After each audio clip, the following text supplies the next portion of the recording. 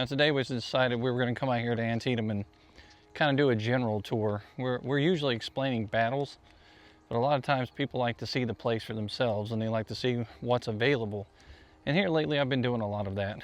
I have previous videos that describe the battle and what happens out here, but I do not have anything to kind of show you the different things you can see out here.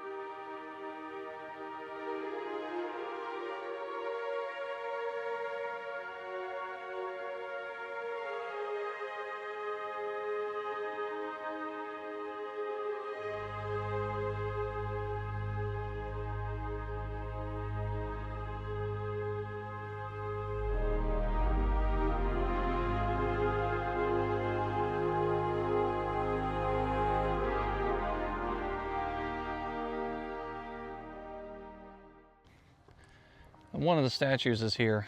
As soon as you get up to Antietam is that 20th New York Regiment of volunteers. Right there, right beside the visitor center, just over my shoulder. It's a beautiful monument, and I'll give you a more close-up view of it. But it's just off in the opposite direction of those cannons where that Dunkerley Church is, or the Dunker Church, that is located across the field here. But then when you come up to the hill, the very top of this hill, you see this massive statue for the state of New York. So once again, we're talking about New York and Pennsylvania. They are definitely represented on most battlefields. And here it is, another New York monument. And I'll pull in on a tight shot here so you can see this monument right behind me.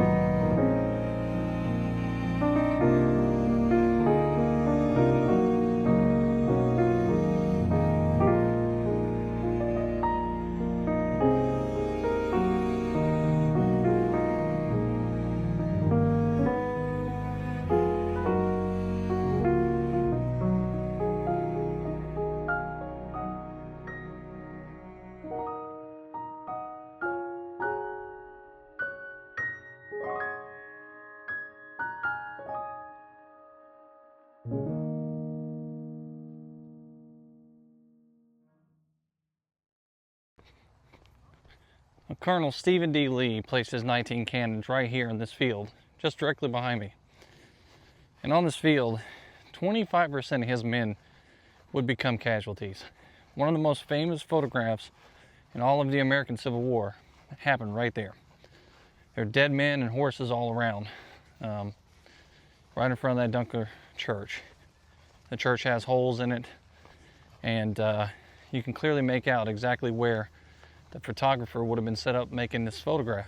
So today you can go to the signage that's right out in front of it, and you can stand right in the spot where that photograph was taken, and just imagine the carnage laid out across this field in front of you.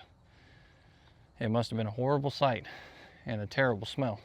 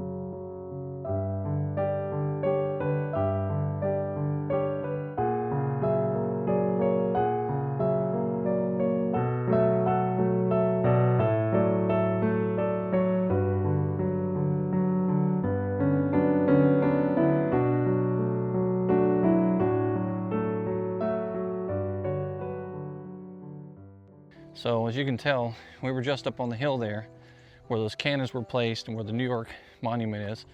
And now we're headed down here to another interesting monument at the base of this hill right across the street from the Dunker Church. And we're going to head over to the Dunker Church as well and show you that place in this video.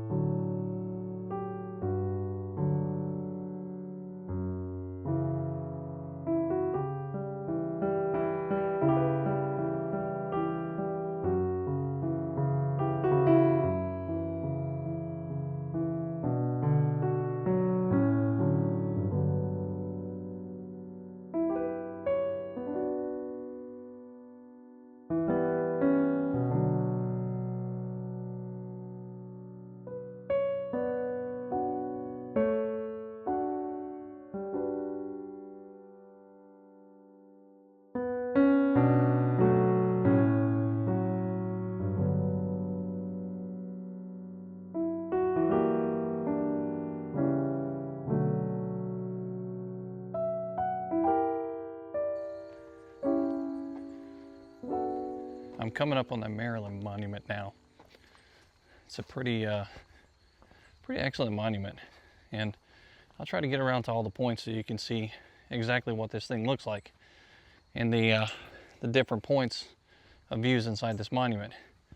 But it is quite a large monument out here on this field, and like I said, we'll take closer videos of it. We'll talk a little bit more about it and about Maryland out here at this location.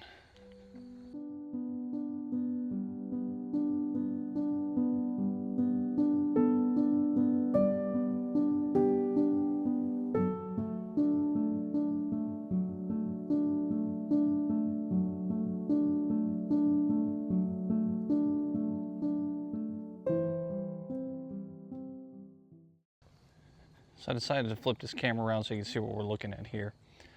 This Maryland monument is kind of a combination monument. It wasn't dedicated just to the Union soldiers that fought for Maryland here. It was also dedicated to the Confederate soldiers as well, because Maryland had both Confederate and Union soldier regiments fighting here in Antietam. And on this side you can see this talks about the Walcott's 1st Maryland Battery at Antietam. And then as we slide around here, the facing side of the Dunkard Church is the charge of the 2nd Maryland at Burnside's Bridge. So that's this portion here. And then of course, when you get around to this side, you start looking at it and going, whoa, wait a minute. We have Brockenbrough's Maryland Battery, Confederate States, repelling a charge at Antietam. And the detail is pretty cool.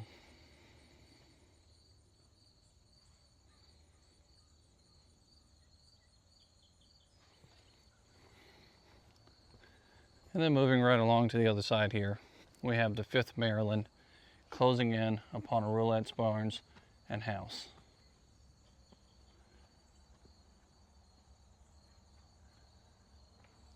Some pretty amazing stuff.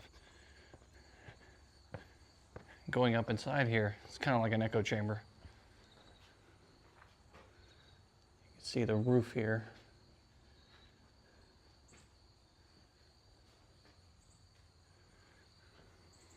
And then again, there's more information about the units on the inside. 1st Maryland, 3rd Maryland, Battery B, Snow's 1st Maryland Light Artillery, 2nd Regiment Maryland Infantry, Baltimore Light Artillery with Confederate States, Purnell's Legion Infantry from the USA, Walcott's Battery, and then the 5th Regiment of Maryland.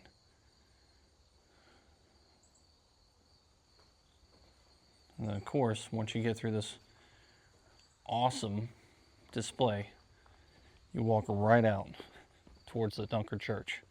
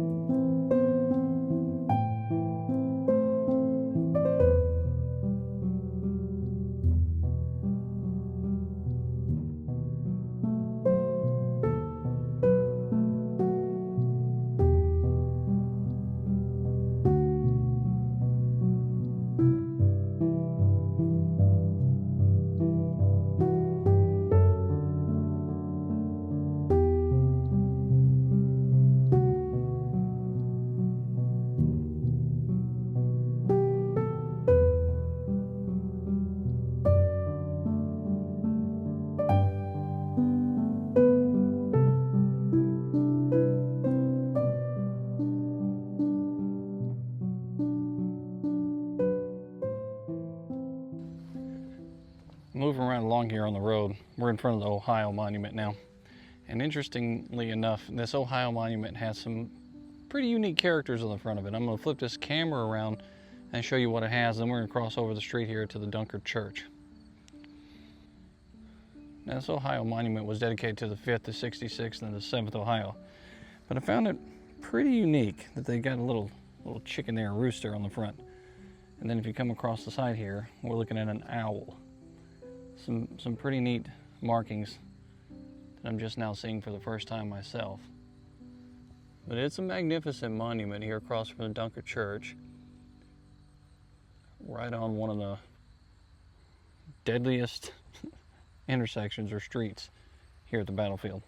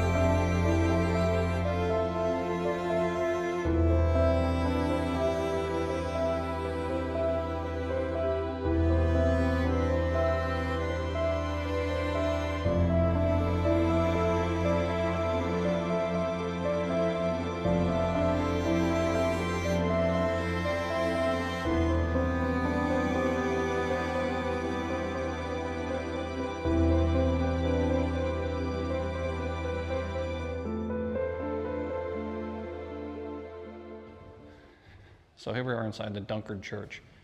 Now this isn't the original church. This is a rebuilt structure because this church was pretty much destroyed at one point in time. But this is roughly what it would have looked like on the inside. Imagine if you were held up inside this place and the worst battle in the world was happening all around you here. Not to be mistaken for Dunkin' Donuts, like my kid said. The Dunker Church.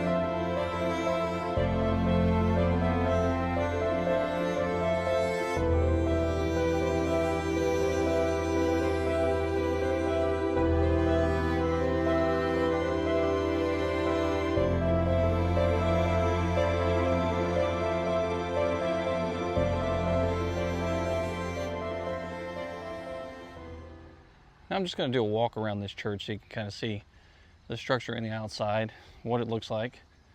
Get a better understanding for the size of this structure. It's not very large. It is painted white with a protective coating on the outside to save those bricks.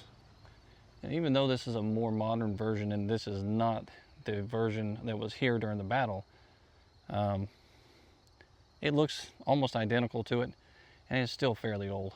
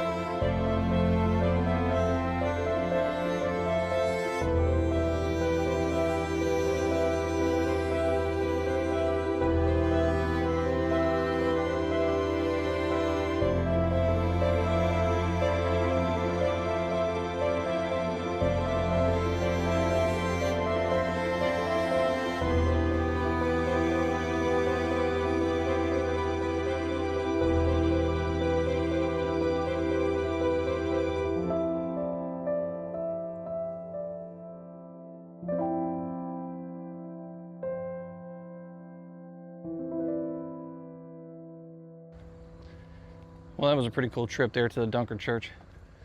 I'm gonna head back up to the visitor center here and then switch out to the gear I normally use. This gimbal isn't exactly working the way I hoped it would. That Dunker Church back there, seeing stuff like that and being on the ground here and even walking up this hill, this grade here towards the visitor center, looking at those cannons, it really makes you appreciate the struggle and the fight that happened here in Antietam all those years ago in 1862. Had Special Orders 191 not been found, Antietam likely wouldn't have happened. Also, McClellan, he receives a bad reputation after that. And it's not necessarily because he didn't act the way that he should have acted, but more so because he decided to run for president. Political powers at the time decided to go on a smear campaign of General McClellan.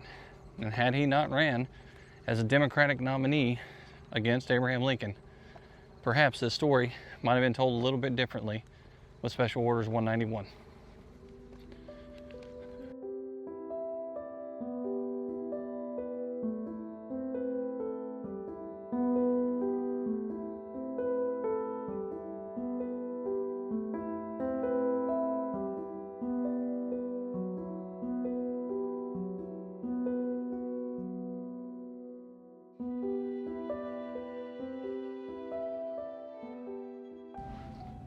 So inside this little museum that they have here at Antietam, they have some artifacts, not a whole lot, but over here, Scottish immigrant James Hope's sword.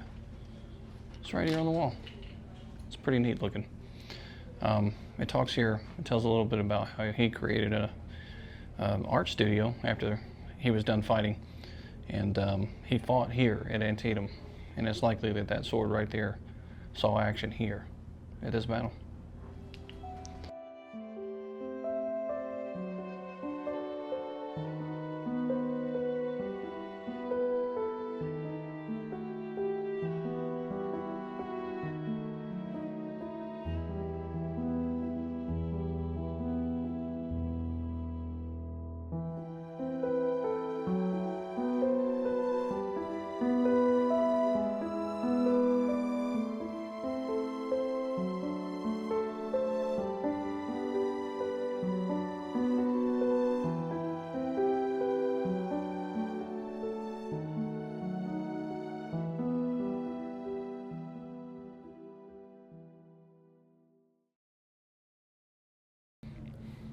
One of the most unique things that I've seen in this museum so far, and it's been here for quite a while, is this sculpture made possibly by Eugene Marks.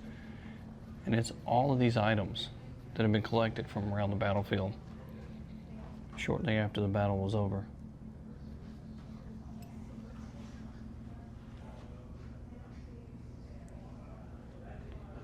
That's some pretty neat stuff right there. Here's one of the more unique stories. This picture here says Alexander Gardner took this photograph a few days after the battle while standing about 100 yards from where we are now. It shows the grave of Private John Marshall, 28th Pennsylvania Volunteer Infantry. Marshall was born in Ireland and was 50 years old at the time of the battle. His regiment was part of the 12th Corps. It's pretty amazing to think that we're that close to where that photograph was made.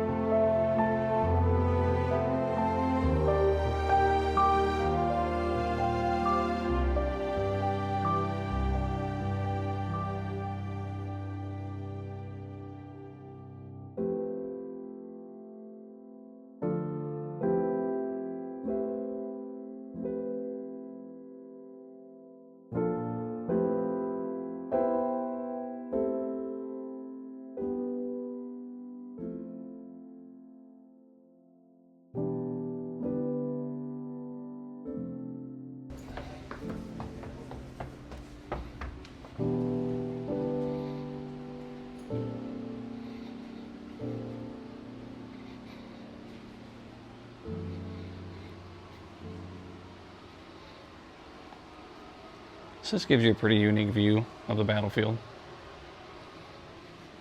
as you can see.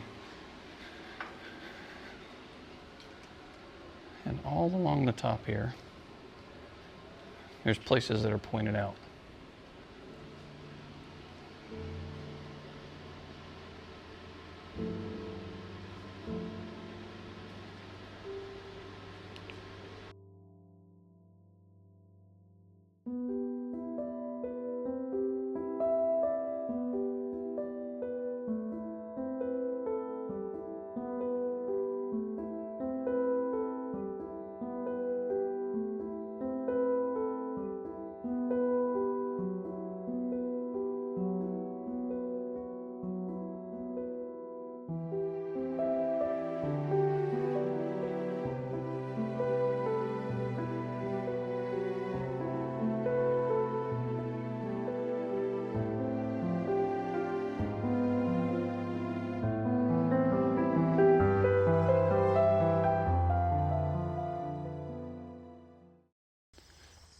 So visiting the National Park Visitor Center here at Antietam, in their bookstore, they have a pretty unique field guide.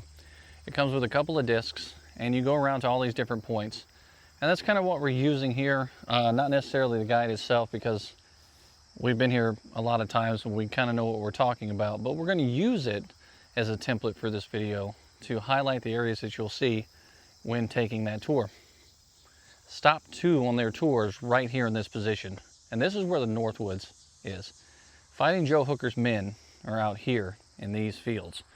Joe Hooker at Chancellorsville was pretty much a failure, and his most significant contribution to the war was probably those badges that he contributed to the effort to identify them, a point of pride really.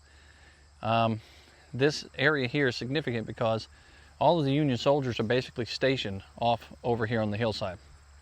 And they're moving and coming towards this direction here. And they're going to end up in those woods headed towards Miller's Cornfield. Also out here, Miss Clara Barton would be located in and around these fields, trying to help soldiers who are dying. We have a couple of cool, unique monuments out here, and one of which is to Clara Barton. So we'll go over there and show you those monuments that are placed here, and the farms, buildings that are in the surrounding area, and then we will quote something that Clara Barton said here on this field, an experience like no other that she experienced here at Antietam.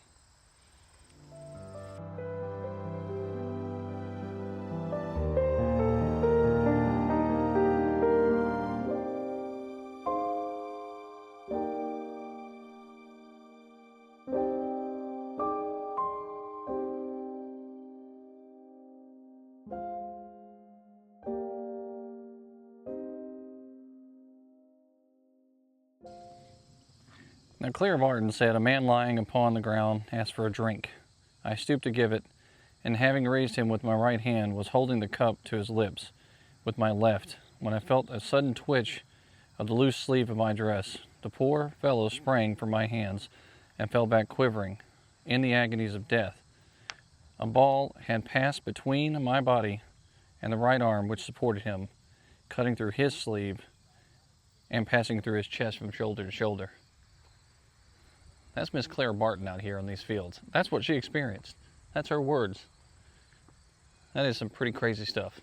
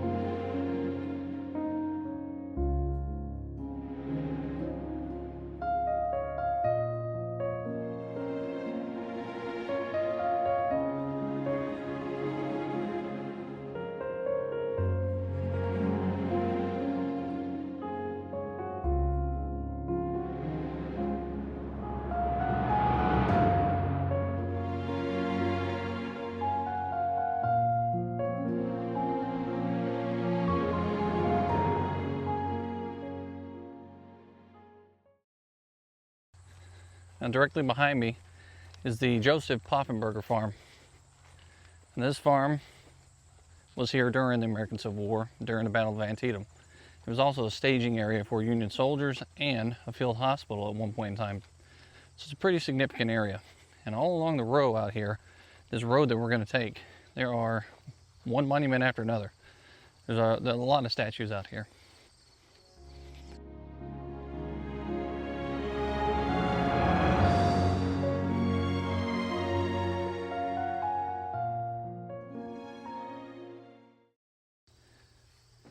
Now the fight that we're talking about here at this location is between 6 and 8 a.m. heading into the North Woods and then eventually into the Cornfield directly ahead. Now we're going to make our way around to the Mansfield Monument and then eventually over there to the Cornfield.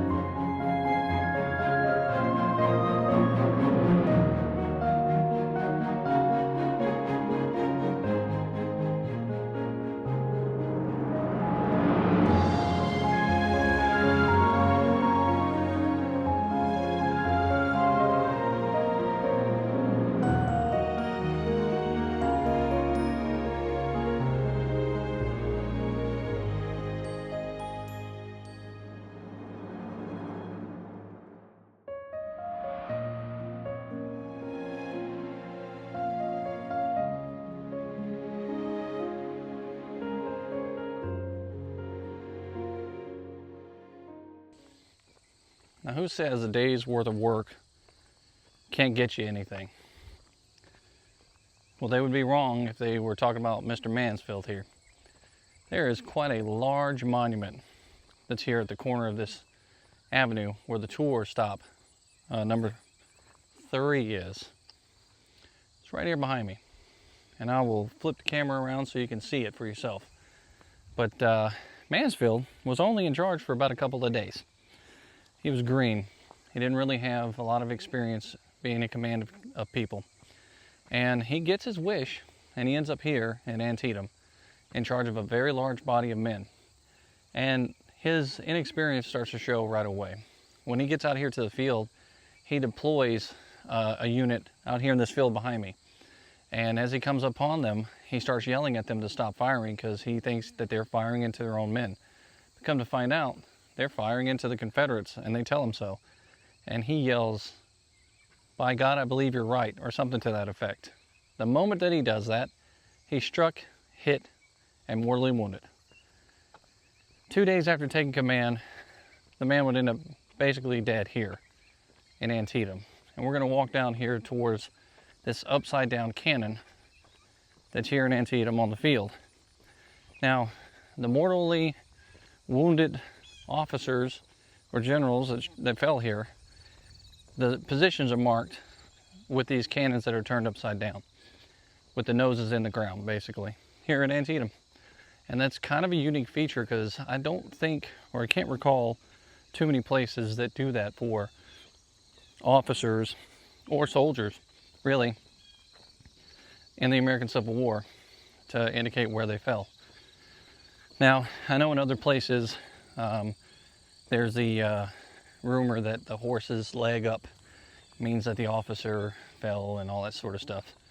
But this is literally done for a purpose here.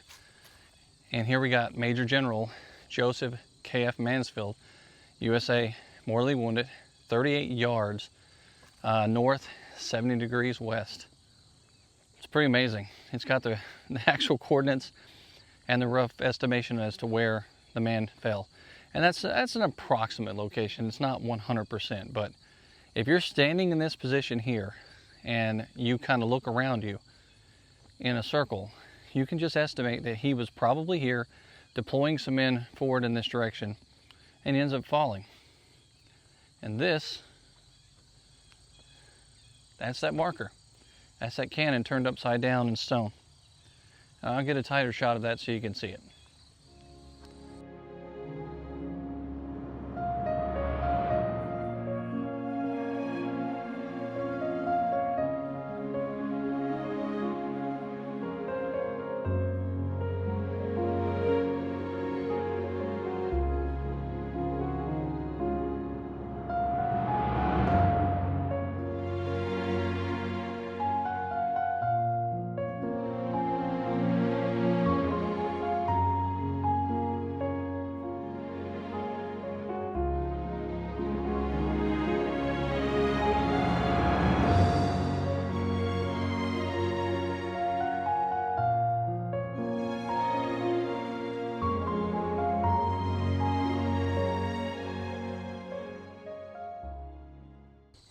That kind of stuff right there is that's pretty neat, pretty unique experience out here at Antietam.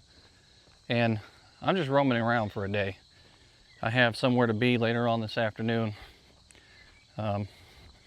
Good cage match in Atlantic City. But also head back home tomorrow. So you really can't cover an entire battlefield like this in just one day. But with these tour guides that they have, it makes it a little bit more possible to get the majority of the highlights out here.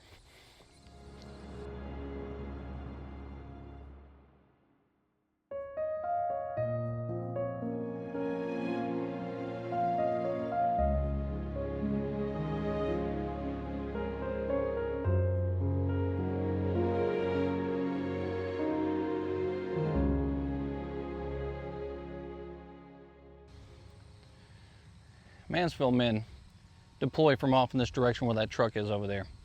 And his cannon's back there that we just went to.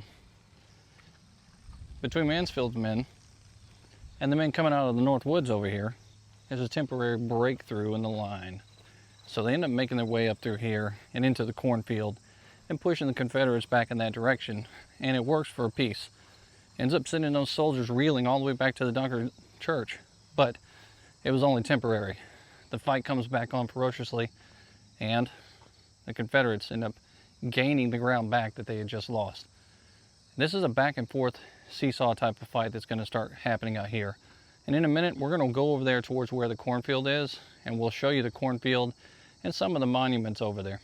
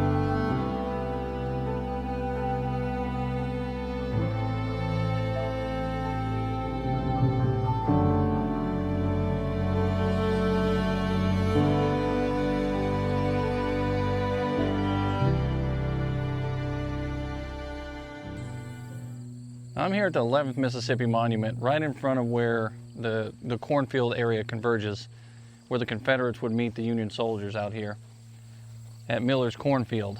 And in this book, there's a quote that I like to read all the time when it comes to this place, and it's from Major Rufus Dawes. Now, his fight out here was tough. We're talking over 8,000 casualties out here in just this one location over the fight that happened here. This is the largest amount of casualties during the Battle of Antietam in one single place. So, if anybody knows what hard fighting looks like, it's Major Rufus Dawes. And he wrote, "As we appeared at the edge of the corn, a long line of men in butternut and gray rose up from the ground. Simultaneously, the hostile battle line opened a tremendous fire upon each other. Men, I cannot say fell. They were knocked out of the ranks by dozens.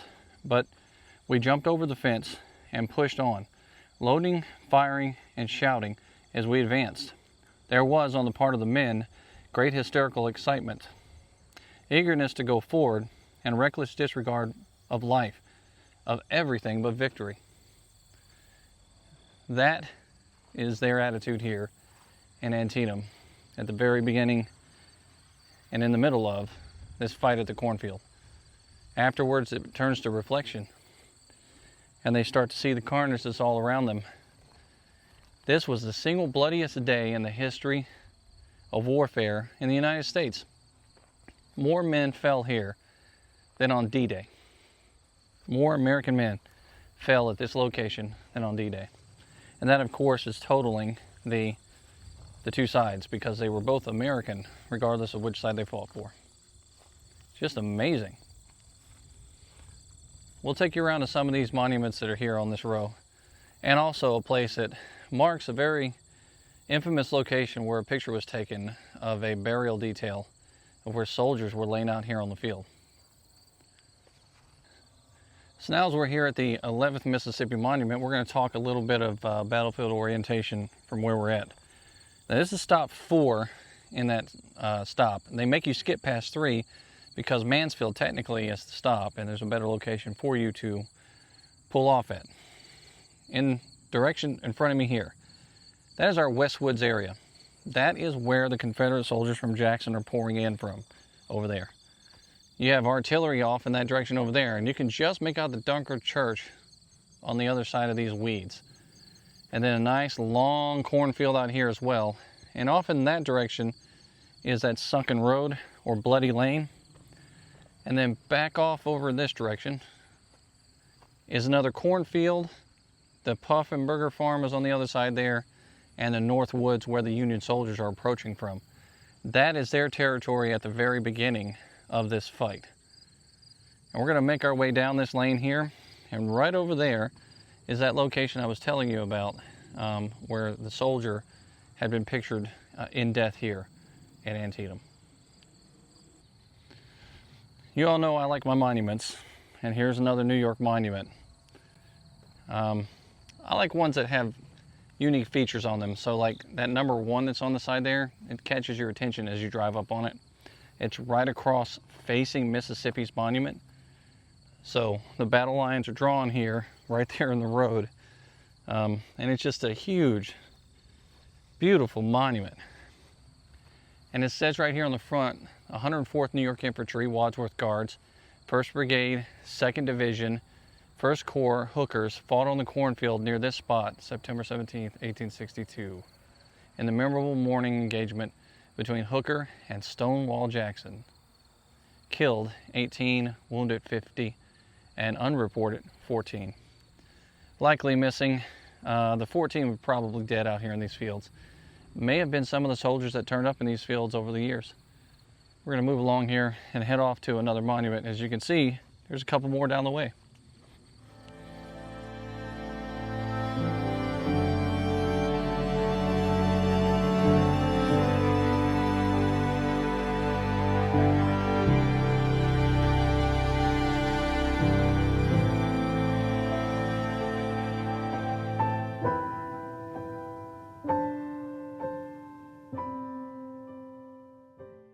There we have the 128th Pennsylvania behind me. It's another beautiful monument, and I'll pull a close-up on that one so you can see the soldiers sitting at the top there.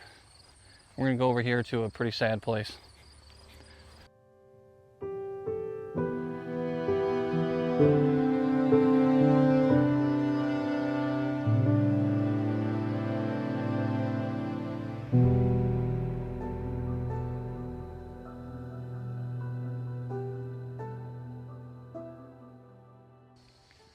Now, Indiana doesn't really have an impressive monument out here on this row. The 27th Indiana is right there, marking Silas Colgrove's area where he fought at the Cornfield. But it's pretty amazing that just that tiny little block is the marker for that entire unit. Now, this is the infamous position where a photograph was taken of some burial details out here shortly after the battle itself. And it's said that that kettle and those guns are placed there for a unit, but it's also there marking the location of that dramatic photo taken here. One of the lucky things about this place is how many rocks were out here. The indicators on these fields are the rocks and the trees that were left behind, and sometimes the houses if they weren't destroyed. But if you can just imagine coming back to this place after such a terrible battle and revisiting those terrible memories, spots like these are probably burned into your memory very easily. So these soldiers were real easy to pick up on the places where they fought and the places where they lost their friends and family.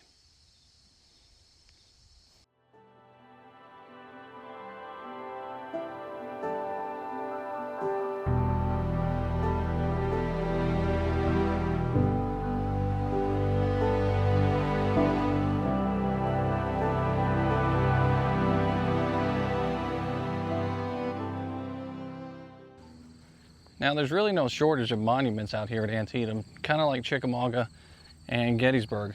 Those places are strewn in monuments marking the place where these soldiers fought. That monument back there, which I'll show you here in a second, is to Hexamer's artillery that were fighting out here to quiet the artillery across the street here at the Dunker Church. They were moved up to fire in that direction and try to stop the Confederate artillery from destroying their lines. Then they were moved back into this position just a little bit to the left. So that's a pretty neat, unique feature here on the field. Small, insignificant looking, but it's pretty neat.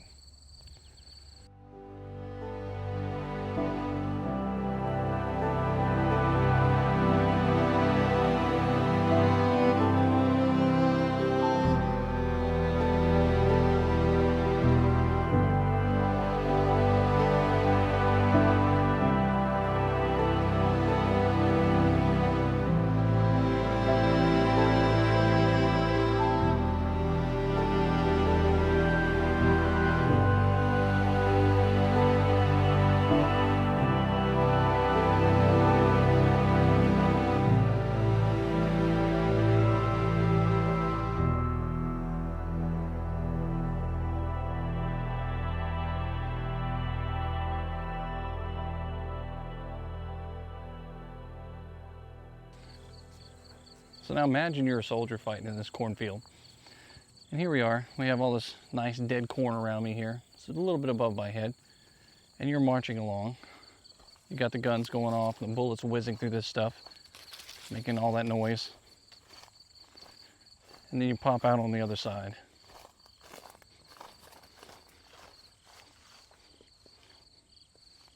A clear shot. Nothing but Confederate soldiers in front of you, ready to kill you. That's what these men had to face. And the Confederates that were coming up over here faced the exact same thing too. The big surprise coming through this cornfield.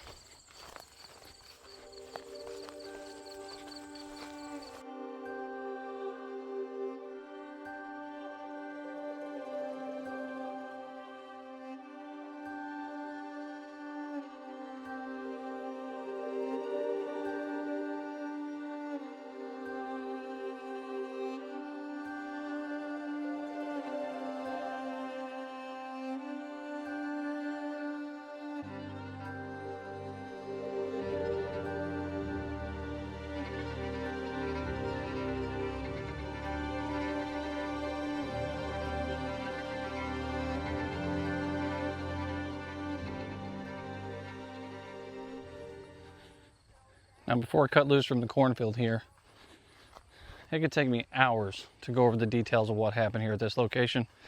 It could take me hours to go over all the monuments, but I just wanted to kind of make note of these two massive monuments here that are on the street corner across the street from one of my favorite soldiers' monuments, and show you what these monuments look like. Now, this New Jersey monument here is pretty big, but then you flip around and take a look at this massive monster right there behind me. That's something else.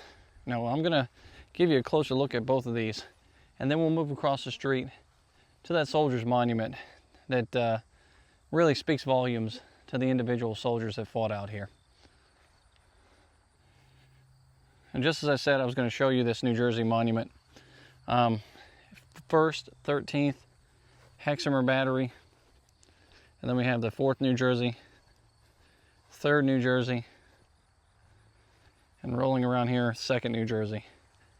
All of this stuff is on here telling about the orders of the units that were out here, who fought, how many of them died, how many of them were wounded. It's just an amazing piece of artwork, and it has all those badges for those units across the top. And when you look up, it's this huge monument that has this soldier on top with his sword raised in the air. It's amazing. And I'll try to get a tighter shot of that soldier up there from across the street.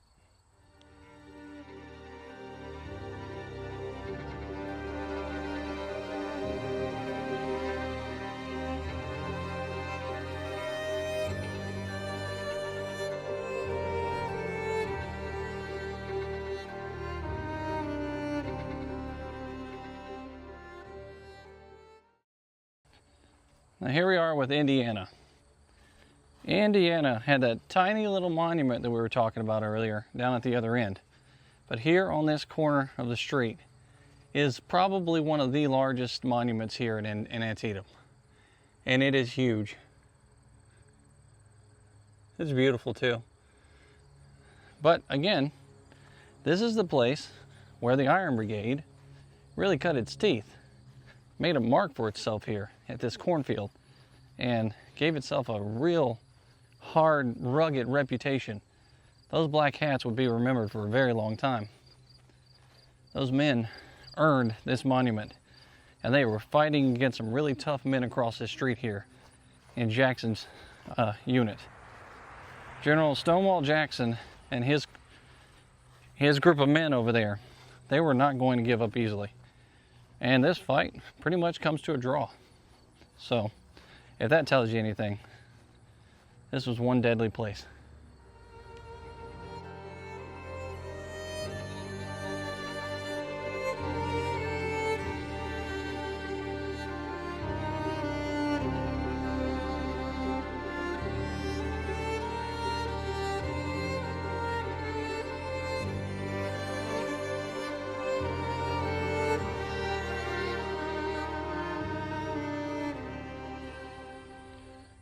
Now, this monument to me is one of the most beautiful monuments on the field, with that soldier there placed in front facing General Jackson's men here across the way from the West Woods. And on the monument, it tells you exactly the approximate amount of time that they had left home before they got into this battle, and it wasn't a very long time. And one of the things that worries me about this monument is that little crack right there.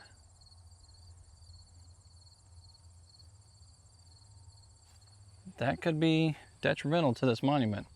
It's a huge piece of artwork.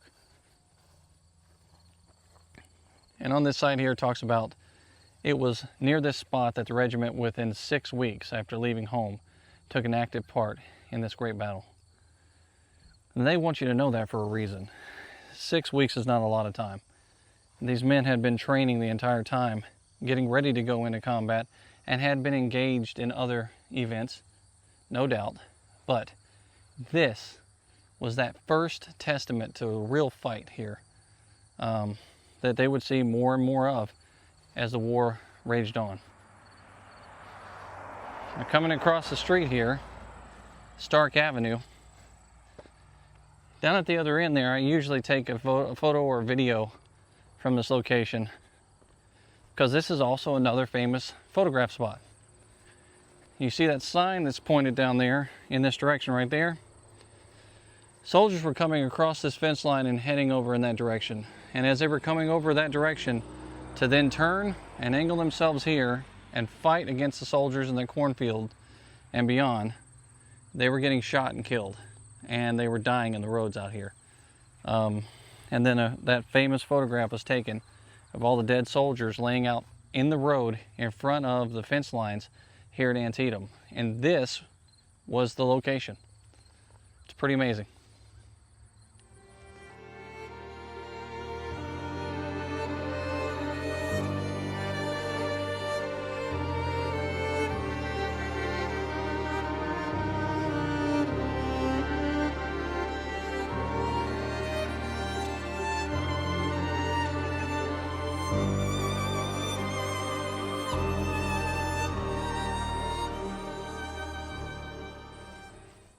Now I love taking you out to these fields and showing you the spots that I like to visit the most.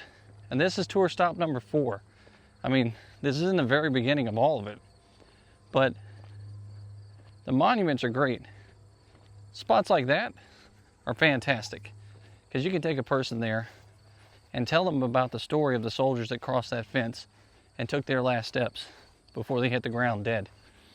How a photographer came out to do something new and took photos of dead people on the field, something that really hadn't been done before, and changed the face of war right here at Antietam.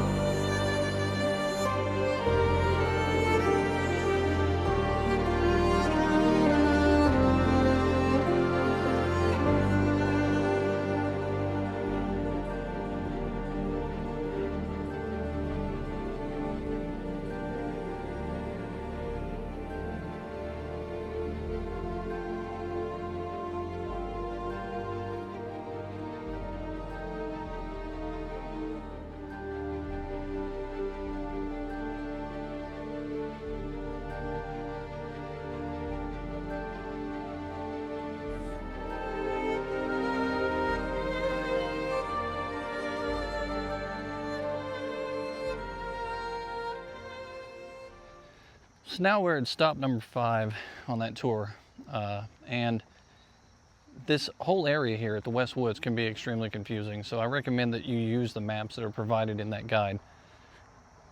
Cornfield over there, you'll notice it looks like the troops are moving straight head on, and that's true. But also, with that being said, there's a moment in time when the Union soldiers have pushed the Confederates back into this area here that's known as the West Woods and past the Dunker Church, and they've got them on the run. That is until the Confederate soldiers have brought up reinforcements and have heavily reinforced this area that we're at right now, called the West Woods. And out in this location, the Confederates hit them hard. Just as Sedgwick's men starting to come up in this area, that entire left flank that's over here is now exposed. And so the Confederate army is able to swing around like a door and slam right into them. And in a minute, we're going to go over there to old Blinky's spot down at Bloody Lane and talk about what happens over there. But one of the spots I wanted to stop here in Antietam and talk about was the 15th Massachusetts Monument with the Wounded Lion, and tell you a story about a letter that was written by one of the soldiers in that unit.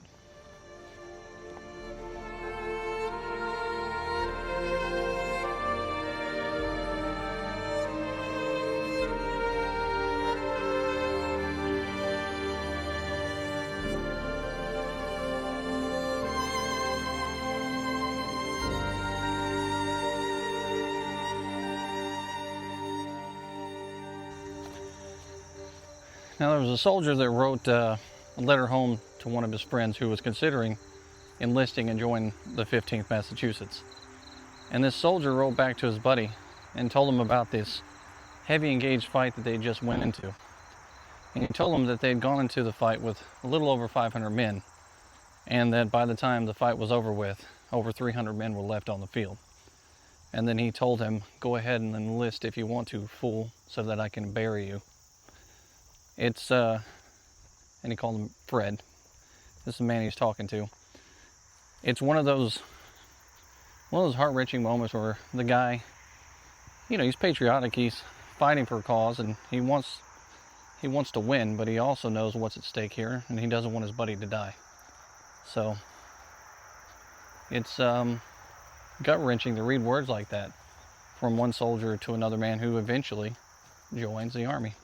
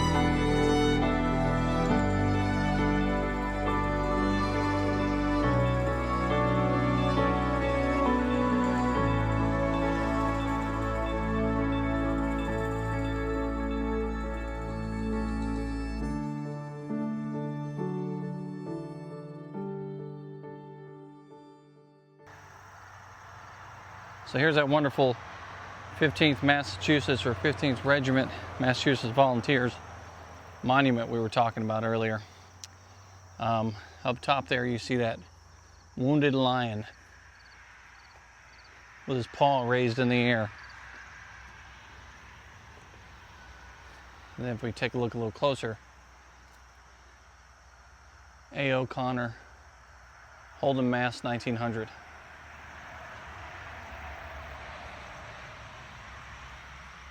And then here it talks about, here September 17th, the 15th Regiment Massachusetts Volunteer with the 1st Company, Andrew Sharpshooters attached, 606 men of all ranks, commanded by Lieutenant Colonel John W. Kimball, Gorman's Brigade, Sedgwick's Division, 2nd Army Corps, met and engaged troops. And it talks about Sims, Early, and Barksdale. Within 20 minutes, 330 had fallen. That's a lot. That is a lot of men falling on this field in a short amount of time.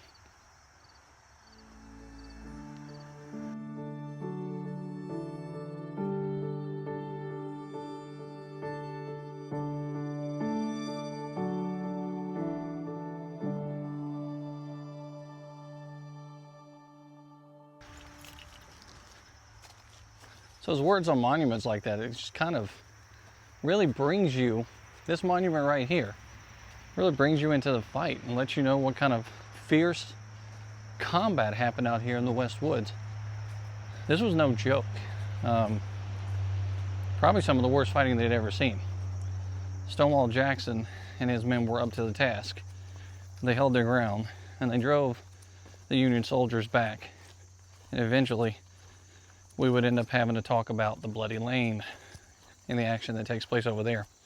But none of this is even possible had Hood's men not come up in the nick of time. Jackson is going to heavily depend on Hood, and so is Lee.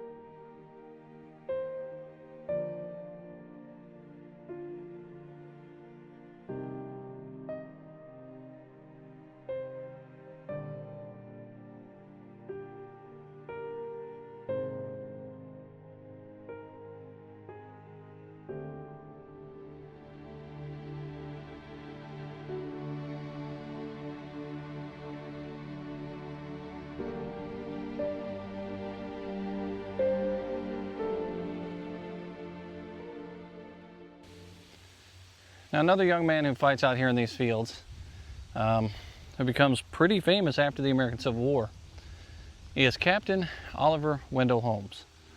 He fights out here, and he ends up being wounded somewhere out in this area here near the West Woods. A chaplain comes across his body as he's laying down, leans over him, checks him, and asks the young man, "Are you Christian, my son?" And of course, Captain Oliver Wendell Holmes nods his head. He's badly wounded. And the chaplain says, "Well, it's fine, it's okay then." And then he turns around and he runs away from Captain Oliver Wendell Holmes and leaves him to die in the field. So I guess it's okay as long as you got God on your side. He'll take care of it. Either way, he survives his wounds, and he ends up being the soldier that tells Abraham Lincoln in the fort to "Get down, you fool," which is his most famous quote ever. And Abraham Lincoln laughs it off and simply says, "I'm glad you know how to speak to civilians," or something to that effect. It's a pretty neat turn of events for a man who could have died right here near that cornfield in Antietam.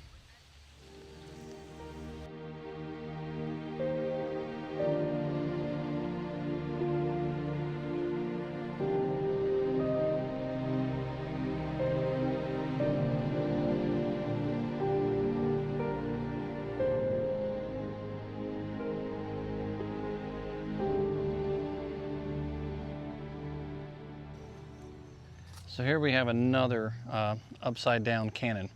And this was for General Stark here in the West Woods, and it was the Confederate Army. That's who he fought with. And according to the marker that's out here, this is the location roughly where he would have been killed while fighting out here for the Confederacy in Antietam.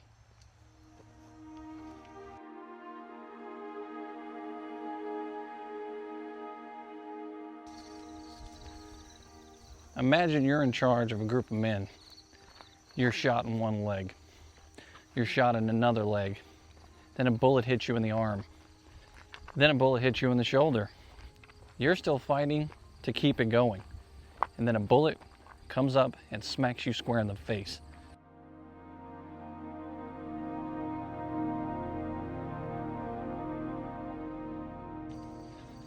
Now we're going to head on down to Burnside Bridge now.